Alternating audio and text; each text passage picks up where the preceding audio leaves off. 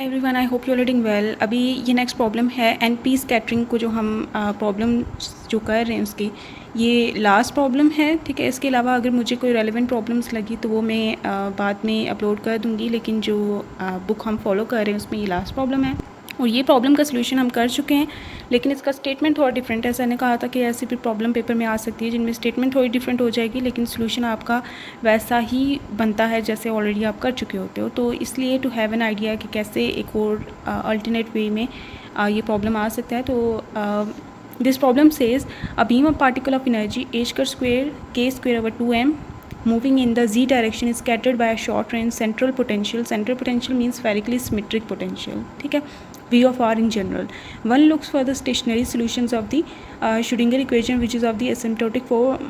Stationary solutions होते हैं जो कि टाइम इंडिपेंडेंट होते हैं और उसके साथ साथ वो सेपरेबल भी होते हैं।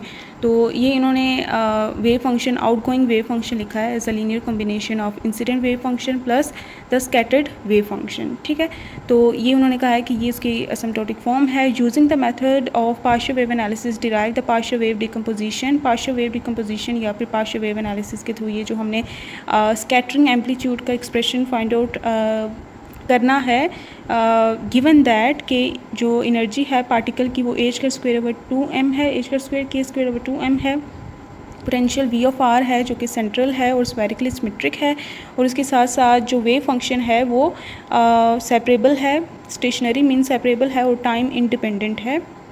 ठीक है, और such that Sai out going जो है वो साई आई प्लस साई स्कैटर जो कि यहाँ पे उन्होंने पर्टिकुलरली दिया हुआ है वो इसके इक्वल है, और जो वेव है वो इंसिडेंट वेव जो है वो जी डायरेक्शन में मूव करी है, दैट इज़ वाई इन्होंने आयोटा के जी यहाँ पे यूज़ किया है।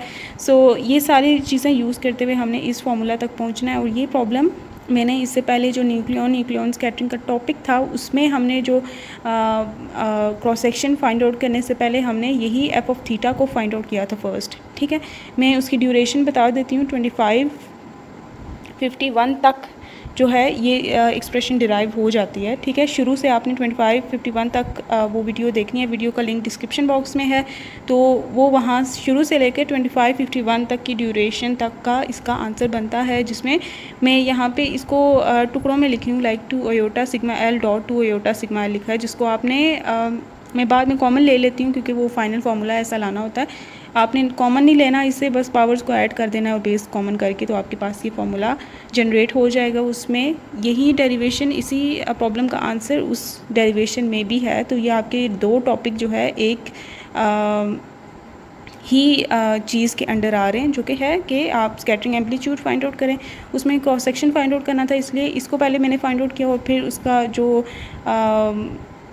ये इसके कॉम्प्लेक्स मॉड्यूलस का स्क्वायर जो है हमने ले लिया, तो ये हमें डिफरेंशियल क्रॉस सेक्शन दे देता होता है ना, तो वहाँ पे मैंने ये फाइंड आउट किया था। तो इससे पहले यहाँ तक और इस ड्यूरेशन तक आपने वो देख लेना है, वीडियो का लिंक डिस्क्रिप्शन बॉक्स में, वहाँ से आप उसको ले लें।